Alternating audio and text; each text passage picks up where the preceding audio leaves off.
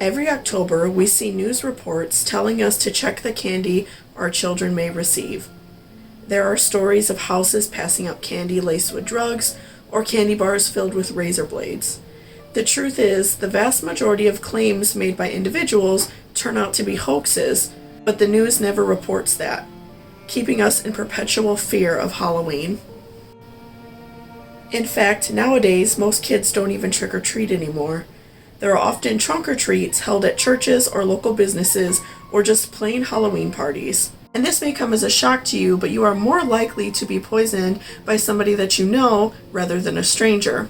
So think about that next time your mother gives you a Reese's cup. And while you're at it, don't forget to hit that subscription button down below so you can be alerted every time I post a new On Halloween night in 1974, the town of Pasadena, Texas was slowing down after a long night of mischief. 8-year-old Timothy O'Bryan was eating some of his candy with his sister Elizabeth, and according to his father Ronald, who took the kids trick-or-treating, Timothy chose to have a Pixie Stick. Timothy consumed the powder and complained to his father it tasted bitter. Ronald gave him a glass of Kool-Aid to wash the taste away, and Timothy then ran to the bathroom where he vomited and quickly started convulsing. Timothy died less than an hour after consuming the candy. Once he arrived at the hospital, he was pronounced dead, and there was nothing the doctors could do to help him. Timothy's death caused great fear in the community, and many people turned in the candy their children received from trick-or-treating. Police began investigating what candy was poison and worked with Ronald to find out what house the poisoned candy came from. Ronald recapped his night and told police that he took Timothy and Elizabeth trick-or-treating. The family's neighbor and their 2 children accompanied them as well. The group visited a home in hopes for candy, and at first no one answered the door. Ronald sent everyone else along, but waited behind to see if somebody was home. Ronald told investigators he did not see the man too well. He only saw his arm extend outside the door, and this man handed him Pixie Stix. Ronald caught back up with his children and the neighbors and handed all 4 of them Pixie Stix. As he returned home for the night, he gave another Pixie Stick to a child with whom the family went to church with. Ronald told police there were 5 Pixie Stix he received from the man. The police were able to find 4, including the one Timothy consumed, and when police notified the parents of the child the family went to church with, they panicked when police arrived at the home and could not find the Pixie Stick. When they awoke their son, they found him sleeping with the candy in his hand, unopened.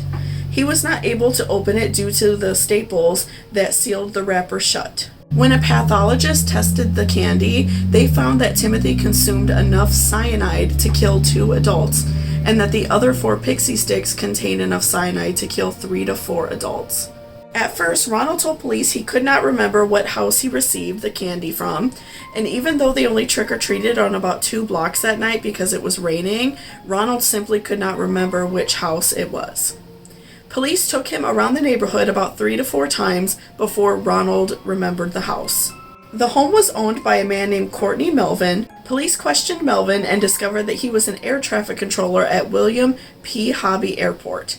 He did not make it home on Halloween night until about 11 p.m., and his story was corroborated because over 200 other employees at the airport saw him working that night.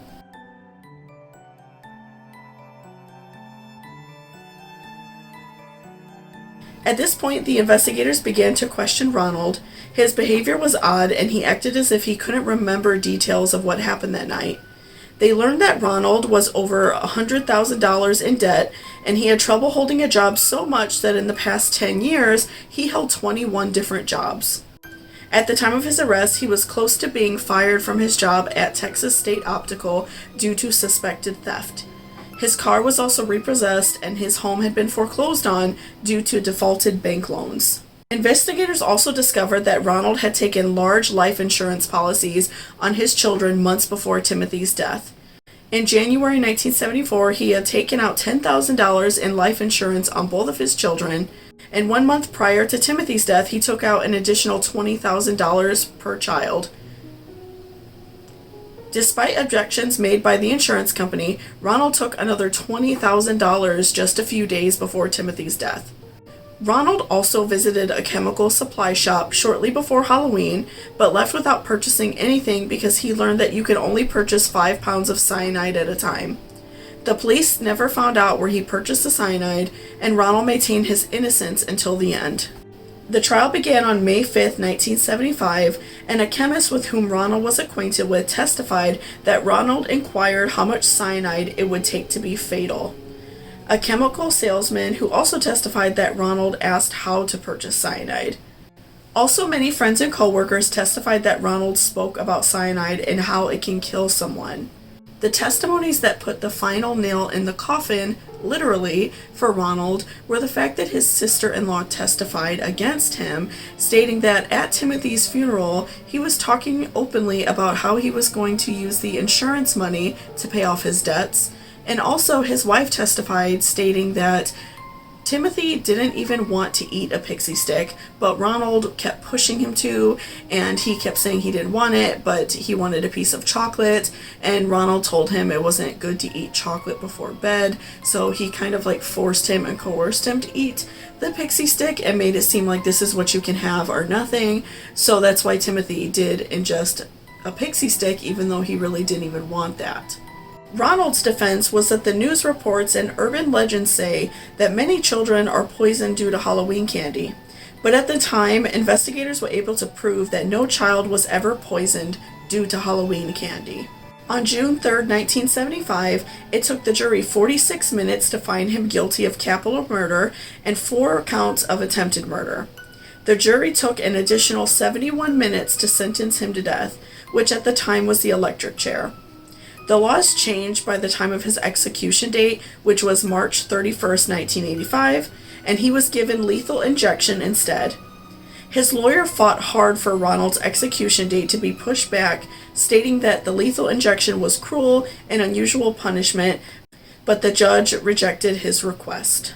During his execution, Ronald expressed his innocence once more and said that the death penalty is wrong. He said, quote, "I forgive all, and I do mean all, and may God's best blessings be always yours," end quote. And during Ronald's execution, there was around 300 protesters outside of the prison. And of course, there were some people who did not agree with the death penalty, and there were some that were happy that Ronald was getting his come-ups and that he was getting exactly what he deserved for killing his son.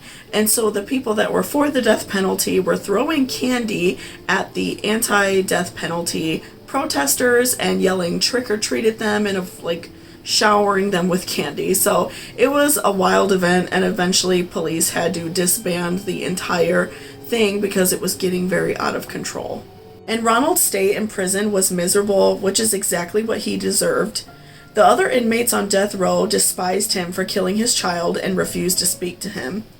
He had no camaraderie the entire time he was behind bars, and his fellow inmates were attempting to hold a demonstration the day he was executed to express their hatred for him. So what do you all think about this case? Do you by any chance believe that Ronald didn't do it, or do you believe that he 100% did it? He maintained his innocence to the very end. He never admitted anything. He completely denied it, even though they completely proved that he opened the Pixie Stix and stapled them back shut. And ever since then, I believe Pixie Stix has changed their packaging where you're going to know and it's going to be very obvious if they've been opened. Of course, this was quite a long time ago, so candy packaging has changed since then, but they've made it much harder for it to do that, for you to, cut it open and just put whatever in it.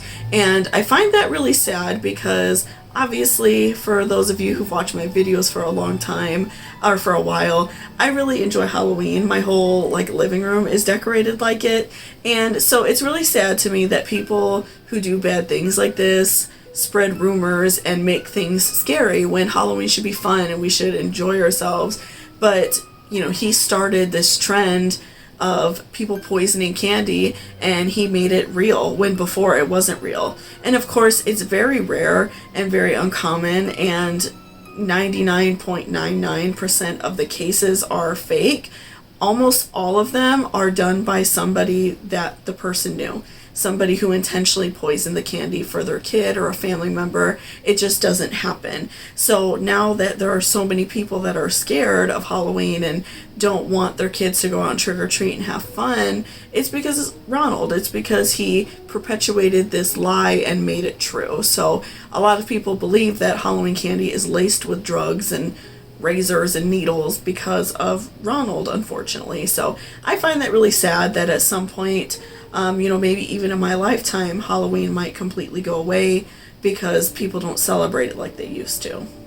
And I also just feel so bad for Timothy because, your father is somebody that you should really trust and somebody that, you entrust with your life. I'm sure that previous to that, Ronald, took him to school and took him places and cooked him food and tucked him into bed and, took care of him. And so that's just really scary that the person in the world you should trust the most is, dangerous and they can hurt you. So it's definitely really sad, and I feel so bad for Timothy. And I know that Ronald's wife did eventually move on and remarry someone else, and that man adopted Elizabeth, which is really great. So I'm assuming that they didn't have anything to do with him after that event, because that's terrible and so sad. So I just feel really bad for Timothy because that's got to be so scary for an 8-year-old boy to go through that. So that just makes me really sad, and I just feel so bad for him. But otherwise, you all, I hope you have a great day. Let me know if there's any other videos you want me to cover, any other true crime cases, any other spooky stories. Since it is Halloween, I am wanting to do a few more videos like that leading up until the day. So let me know if there's anything you guys want me to make in particular. Leave it in the comments down below. And otherwise, I hope you guys have a great day and stay safe out there. Bye-bye.